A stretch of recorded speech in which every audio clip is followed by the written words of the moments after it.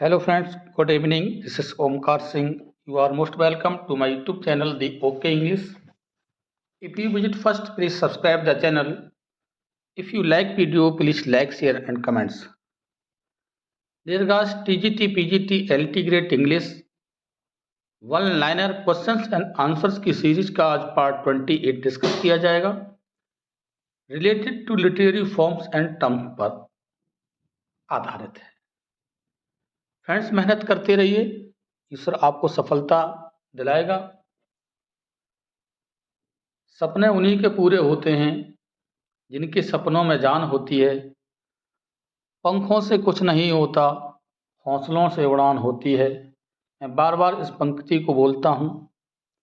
हौसले बनाए रखिए, हौसले को वीक नहीं करना है। जिस दिन हौसले हमारे कमज़ोर हो गए उसी दिन मान लीजिए कि हमारी जो जीवन का चक्र है वो अधूरा रह जाएगा। तो हौसलों को बिल्कुल भी वीक नहीं होने देना है, उनमें हवा भरते रहना है। अच्छी महत्वाकांक्षा रखना है। आकांक्षा महत्वाकांक्षा जब तक आपकी नहीं होगी तब तक अच्छा नहीं कर सकते। उस आकांक्षा महत्वाकांक्षा को पूरा करने के लिए एक ही तरीका है, एक ही मंत्र है, वो है हार्ड लेबर, नथिंग एल्स। इसके अलावा कुछ भी नहीं है। कहीं दुनिया में भाग लीजिए, कुछ भी करिए, कहीं भी जाइए, लेकिन सबसे बड़ा जो मंत्र है जिसका जाप करना है वो क्या? कठिन मेहनत। उसका यूज करके उस मंत्र रूपी, कठिन मेहनत रूपी मंत्र का जाप करिए और अपने सीढ़ी को छोटा बनाइए। आपकी दूरी सीढ़ी के माध्यम से छोटी हो जाएगी। वो सीढ़ी है कठिन मेहनत। तो वीडियो को अक्सर शेयर करते रहिए और चलते रहिए, मेहनत करते रहिए। क्वेश्चन नंबर फर्स्ट है, ए होमोनिम इज। होमोनिम क्या होता है? Similar in sounds but different in meaning. Sound में, ध्वनि में एक जैसा होता है और स्पेलिंग में भी डिफरेंट इन मीनिंग, लेकिन अर्थ में क्या होता है? अलग होता है। साउंड में, ध्वनि में एक जैसा, अर्थ में अलग अलग। स्पेलिंग भी उसकी अलग हो सकती है। The term negative capability is given by. बहुत मोस्ट इंपॉर्टेंट क्वेश्चन है। निगेटिव कैपेबिलिटी टर्म किसके द्वारा दिया गया है? तो ये किसने दिया है? जॉन कीट्स ने इसे प्रतिपादित किया है। इसके बारे में थोड़ा डिटेल देखेंगे क्योंकि इसमें से क्वेश्चन पूछा जाता है। लिखा है, negative capability is the ability to tolerate uncertainty, doubt and ambiguity. It can be used in problem solving, art and leadership. जो नेगेटिव कैपेबिलिटी होती है, नकारात्मक क्षमता से कहते हैं, ये अनिश्चितता, संदेह और अस्पष्टता को सहन करने की क्षमता होती है। इसका यूज समस्या समाधान, कला और नेतृत्व में किया जा सकता है। आप समझ रहे होंगे क्या होता है। अगला एक पॉइंट और इसमें हम डिस्कस करेंगे। John Keats first use the term in 1817। John Keats ने इसे पहली मर्तबा 1817 में इस टर्म का यूज किया था। To describe a writer's ability to accept uncertainty and mystery without seeking immediate answers। John Keats ने इसे 1870 में सबसे पहले इस्तेमाल किया था और उन्होंने इसमें लिखा था कि किसी लेखक की अनिश्चितता और रहस्य को तत्काल आंसर की तलाश किए बिना स्वीकार करने की क्षमता का वर्णन करने के लिए किया था। ये नहीं कि आंसर देना है बल्कि उस पर लग जाना है। तो उन्होंने निगेटिव कैपेबिलिटी, नकारात्मक चीज़ें भी हो सकती हैं लेकिन एक क्षमता होनी चाहिए लेखक को उनका सामना कर अपने चीज़ों को दर्शाए। He gave this term in a letter to his brothers George and Thomas. देखिए, ये भी पूछा गया क्वेश्चन है कि उन्होंने जो निगेटिव कैपेबिलिटी अपने 1817 में यूज किया था तो कहाँ किया था, किसके लिए किया था? तो उन्होंने कहाँ किया था? एक लेटर लिखा था। लेटर मतलब एक लेख, आर्टिकल। किसके लिए? अपने भाइयों के लिए, जॉर्ज और थॉमस के लिए। तो ये भी क्वेश्चन पूछ लिया जाता है। तो फ्रेंड्स, ये जानकारी आपके लिए प्रोवाइड की गई है नेगेटिव कैपेबिलिटी से संबंधित। क्वेश्चन नंबर 3 है, a verse of two lines of equal length rhyming with each other at the end is called. एक वर्स एक दूसरे के साथ तुकबंदी करने वाली समान लंबाई की दो पंक्तियों की कविता को क्या कहा जाता है? तो ये कहा जाता है कपलेट। अगर हिंदी में कहा जाए तो दोहा। अब कुछ और भी चीज़ें हमें देखनी है। देखिए, कपलेट में क्या चीज़ें होती हैं? टू लाइन्स होती हैं इक्वल लेंथ की, वो कपलेट कहा जाएगा। राइम बनती हो उनकी, तुकबंदी भी हो। और देखिए, कुछ इसी तरह के वर्ड्स पूछ लिए जाते हैं जिनसे संबंधित हम बताएं। क्वार्टरन कितने लाइन का होता है? 4 लाइन्स का होता है। क्वार्टरन फ्रेंड्स 4 लाइन्स का होता है। तर्जा रीमा की बात करें, ये 3 लाइन्स की होती है। ओटेवा रीमा 8 लाइन्स की होती है। क्वार्टरन 4 लाइन्स का, तर्जा रीमा 3 लाइन्स की, ओटेवा 8 लाइन्स का, और हमारा कपलेट अभी बताया गया था ये 2 लाइन्स। तो ये काफ़ी मदद कर सकते हैं एक्स्ट्रा नॉलेज आपके लिए। क्वेश्चन नंबर 4 है, what is the stream of consciousness technique. बहुत महत्वपूर्ण क्वेश्चन है ये भी। स्ट्रीम ऑफ कॉन्शियसनेस टेक्निक क्या होती है? Technique which depicts the inner thoughts and feelings. मतलब स्ट्रीम ऑफ कॉन्शियसनेस का मतलब है technique which depicts the inner thoughts and feelings. अगर इसका हिंदी में मीनिंग हम चाहेंगे, लिखा है कि चेतना की जो धारा तकनीक, इसका मतलब है टेक्निक जो कि आंतरिक विचारों और भावनाओं को प्रदर्शित करने वाली चीज को हम स्ट्रीम ऑफ कॉन्शियसनेस कहते हैं। स्ट्रीम ऑफ कॉन्शियसनेस आप समझ चुके होंगे। क्वेश्चन नंबर 5 है, which of these is a secondary EPIC. देखिए लिखा है which of these is a secondary EPIC. नीचे कुछ इपिक के नेम दिए हैं। इलियड है, पैराडाइस लॉस्ट है, ओडिसी है, एनीड है। ये काफ़ी 4 इपिक दिए हैं। तो इनमें से आपको छांटना है कि सेकेंडरी इपिक कौन सा होता है। इपिक प्राइमरी होता है, इपिक सेकेंडरी होता है। तो सेकेंडरी की बात की जा रही है तो एनीड है। ये क्या है फ्रेंड्स? एनीड। अब आपको पता है कि ये इसमें देखिए इलियड है, पैराडाइस लॉस्ट है, ओडिसी है, एनीड है। किस किसने लिखा है ये भी हम जानकारी देख लेते हैं इसके बारे में। इलियड, इलियड को लिखा है होमर ने, ग्रीक माइथोलॉजी में लिखा हुआ है। किसने लिखा है? इलियड को होमर ने लिखा है। ओडिसी ये भी होमर की रचना है, ये भी ग्रीक माइथोलॉजी में लिखा है। अर्थात दो जो हमारे इलियड और ओडिसी हैं, दोनों ही किसने लिखे हैं? ये होमर ने लिखे हैं। अगला एनीड, जिसकी हम बात कर रहे हैं, ये सेकेंडरी इपिक है। ये किसके द्वारा? वर्जिल के द्वारा। ये रोमन रिलीजन पर आधारित है। पैराडाइस लॉस्ट इसको कौन नहीं जानता हुआ? जॉन मिल्टन ने लिखा है। तो हमारे ये 4 महत्वपूर्ण इपिक थे। सेकेंडरी इपिक आप समझते हैं क्या होता है? सेकेंडरी इपिक के बारे में आप कमेंट बॉक्स में लिख सकते हैं अगर आपको पता हो। तो आपको लिखना है कि सेकेंडरी इपिक होता क्या है। क्वेश्चन नंबर 6 है, the rhyming of vowel sound without the rhyming of consonants is known as. 6 number कह रहा है vowel rhyming of vowel sound, मतलब वॉवेल साउंड की राइमिंग या तुकबंदी बिना व्यंजन की तुकबंदी के, उसको क्या कहा जाता है? ये असोनेंस कहा जाता है। क्या कहा जाता है? Assonance. Who introduced the sonnet English poetry.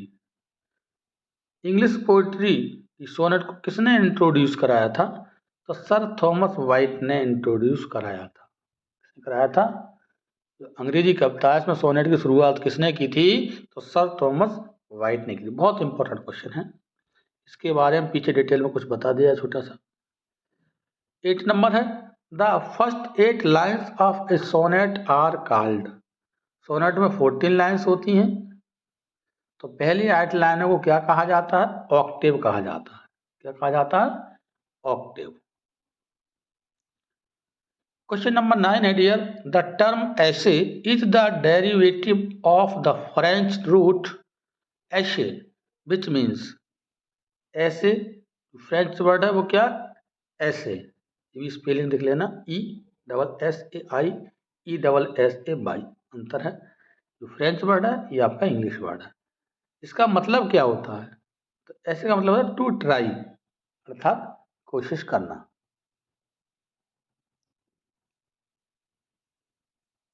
Next question है dear 10 number, the rhetorical device of anaphora implies। rhetorical device of anaphora implies। Question number 10 में देखना है हमें, जो अनाफोरा है उसका अलंकारिक उपकरण का, जो अलंकारिक rhetorical device कहते हैं, इसका मतलब क्या है? तो इसका मतलब है repeating the first word for words और सक्सेस सेंटेंसेस और क्लॉज। देखिए, फर्स्ट वर्ड को रिपीट करना फॉर वर्ड्स वर्ड के लिए, या फिर सक्सेसिव सेंटेंस के लिए, या फिर क्लॉज के लिए। मतलब repeating the first word for words और सक्सेसिव सेंटेंसेस या फिर क्लॉज। मतलब रिपीटिंग ऑफ फर्स्ट सेंटेंस को, सक्सेसिव सेंटेंस को, या क्लॉज को, या वर्ड्स को, वर्ड्स फॉर वर्ड्स के लिए, वो हमारा क्या कहलाता है? अनाफोरा कहलाता है। तो शब्द या क्रमिक वाक्य या खंड के लिए पहले शब्द को दोहराना, रिपीट करना हमारा क्या कहलाता है? अनाफोरा कहलाता है। क्वेश्चन नंबर 11 है dear, who first imported sonnet to England.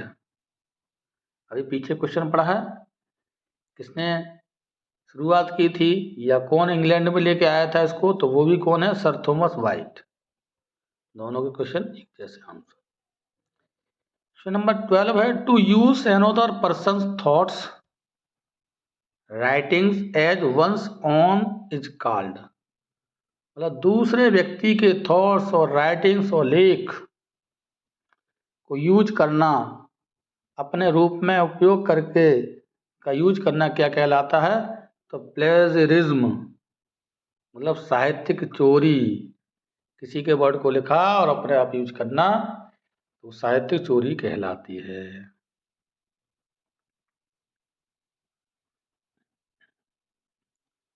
एल्यूजन, देखिए एक आई है और यह ए है। आई वाला पहले बता चुके हैं एल्यूजन, और यह आज हम पढ़ रहे हैं एल्यूजन। कौन सा वाला? ए वाला। एल्यूजन क्या है? एल्यूजन मतलब होता है संकेत किसी चीज का। An indirect or passing reference to an event, person, to place or artistic work. क्या होता है ये? An indirect or passing reference, अप्रत्यक्ष या गुजरता हुआ संदर्भ किसी घटना के, व्यक्ति के या स्थान के कलात्मक कार्य का, उसे हम क्या कहते हैं? एल्यूजन कहते हैं। मतलब बताया था संकेत। अब वो इल्यूजन भ्रम की बात थी। अगला 14 नंबर है, who is known as the poet's poet. बहुत most important question dear guys. Poet's poet कौन माना जाता है? एडमंड स्पेंसर को पोइट्स पोइट माना गया है। किसको माना गया है? Edmund Spenser. Chorus is, chorus क्या होता है? क्या चीज है chorus? A group of singers in drama. जो ड्रामास होते हैं इनमें सिंगर्स का एक ग्रुप होता है, टुकड़ी होती है, समूह होती है, उसको कोरस कहा जाता है। कुछ लोग मिल करके उसमें गायन करते हैं, गीत करते हैं, तो जो उस नाटक में जो गायकों का समूह होता है उसको क्या कहा जाता है? कोरस शब्द दिया गया है ड्रामा में। 16 number dear, comic relief is implies.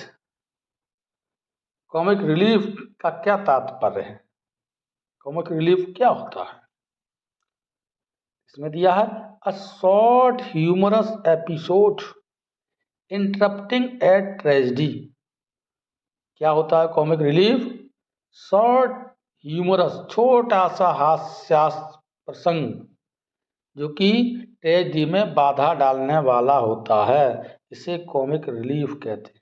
जैसे ट्रेजेडी होती है उसमें बीच बीच में कोई चीज़ ऐसी आ सकती है जिसमें थोड़े हंसी का भाव हो जाए, कॉमेडी पॉइंट हो जाए, वो कॉमिक रिलीफ हो जाता है।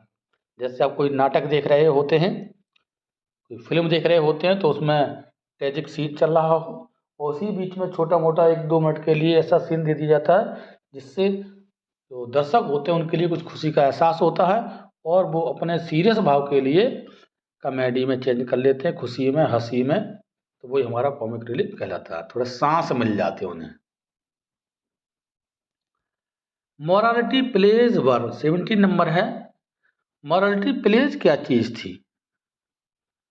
तो प्रोड्यूस्ड इन द 15th और द 16th सेंचुरी।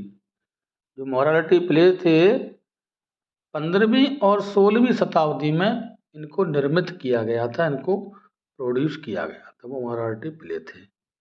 लिखा है the best non morality play is the 15th century. कौन सा था? एवरीमैन।